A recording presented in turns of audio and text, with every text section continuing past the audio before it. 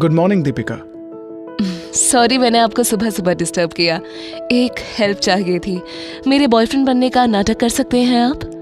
आप बोलो तो रियल में कर दूं ये नाटक? खैर, डिटेल में बताइए क्या हुआ है। एक्चुअली मेरे घर वाले चाहते हैं कि मैं आज एक लड़के से मिलूं जो उन्होंने मेरे लिए पसंद किया है। आप सबसे इतने कॉन्फिडेंस से बात कर लेते हैं, इसलिए मैंने सोचा क्यों ना आप उनके सामने मेरे बॉयफ्रेंड बनके उस लड़के को भगा दें।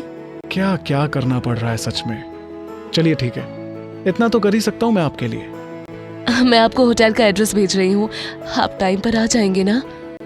हाँ जी, आ जाऊंगा टाइम पे। इतना बोल के दीपिका ने फोन काट दिया। ईशान नहा धो के रेडी हो गया। वो अपने घर गया और अलमारी में से एक अच्छी सी ड्रेस निकाली। खुद को आईने में एक नजर देख के वो उस आलिशान होटल के लिए निकल गया। टॉप फ्लोर पर जाकर उसने देखा कि वहां कुछ ज्यादा ही वीआईपी लोग आए हुए हैं।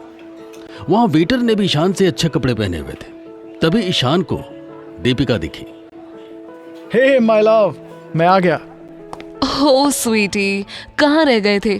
कितना मिस कर रही थी तुम्हें। राज, ये मेरे बॉयफ्रेंड हैं ईशान, और ईशान ये है मिस्टर राज।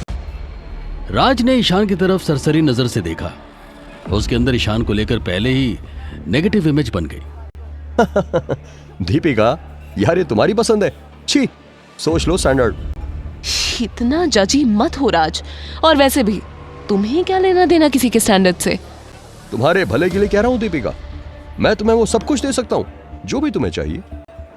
राज की बातों से अब दीपिका बहुत परेशान हो चुकी थी। ईशान अब आगे आ चुका था। पैसे का इतना घमंड की बात करने की तमीज ही भूल गए। बेटा, फिलॉसफी नहीं चाहिए। जब तू कमा ले तब ज्ञान देना। मुंह बंद रखना सीख ले तब तक। मुंह तो अब बंद नहीं होने वाला यार। सिंघानिया डायमंड का नाम सुना है ना? हाँ सुना है। तो उसकी सीईओ मिस नीतिका के बारे में भी जानते ही होंगे। हाँ जानता हूँ, लेकिन उसका क्या? देख, जो भी कहना है साफ साफ कहो। तो मैं अभी मिस नीतिका से तुम्हारे सामने बात करूंगा और उनसे कहूंगा कि मैं सिंघानिया डायमंड में छोटी सी नौकरी चाहता हूं। देखते हैं कि वो मुझे क्या ऑफर करती हैं। दीपिका, तुम्हारा बॉयफ्रेंड पागल है क्या? ओह, तो तुम्हें फोन पर बात करने से भरोसा नहीं होगा? तो ठीक है, मिस नीतिका को हम यहीं बुला लेते हैं। लगता है आजकल दिन में सपने देखते हो।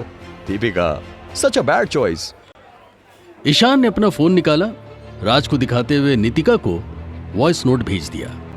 हेलो मिस नीतिका, कुछ बात करनी है आपसे ज़रूरी। अगर फ्री हैं तो प्लीज़ यहाँ आ जाइए। जी, एड्रेस भेज रहा हूँ। याद रखना, अगर मिस नीतिका यहाँ नहीं आई तो तुम्हारी ऐसी बेइज्जती करूंगा कि याद रखोगे, समझे? चलो देखते हैं, फिलहाल कुछ खाया जाए। ईशान ने वेटर को बुलाया और खाने का ऑर्डर दे दिया। अभी थोड़ी ही देर हुई थी कि वहां बैठे सभी लोगों की नजर दरवाजे की तरफ चली गई, क्योंकि वहां और कोई नहीं, नीतिका थी। नीतिका धीरे धीरे ईशान की तरफ गई और उसने जब दीपिका को वहां देखा तो वो हैरान रह गई। अरे दीपिका, तुम यहाँ क्या कर रही हो? लेकिन इससे पहले कि दीपिका कुछ कहती, ईशान ने नीतिका की बात काट दी। अरे दीपिका ने ही तो मुझे सिंघानिया डायमंड को ज्वाइन करने के लिए कन्विंस किया, इसलिए मैंने सोचा कि आपको बात करने के लिए सीधा यहीं बुला लूं। जब दीपिका ने यह सुना तो उसने प्यार से ईशान की तरफ देखा।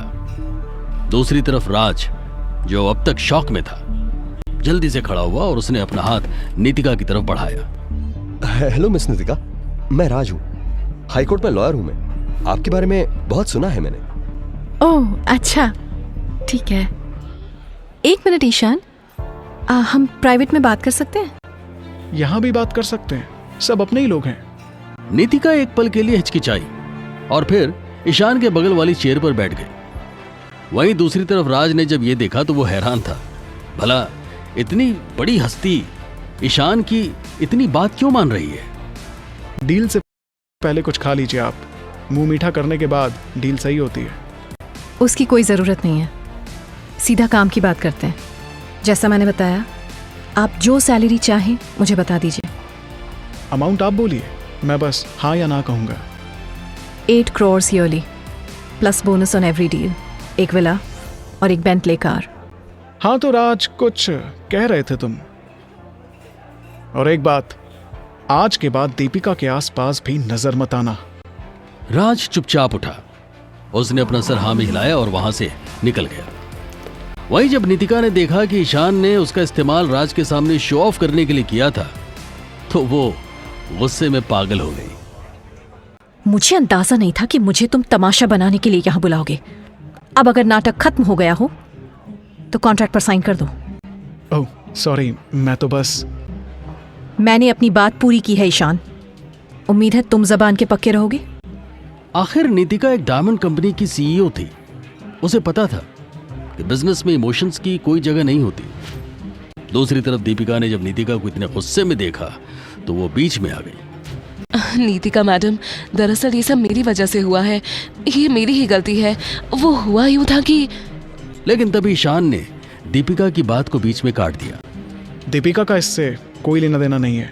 नितिका को इस वक्त बहुत गुस्सा आ रहा था और वो कुछ भी सुनने के मूड में नहीं थी। व्हाटएवर, मुझे बस इतना बताओ कि सिंघानिया डायमंड के साथ काम करोगे या नहीं।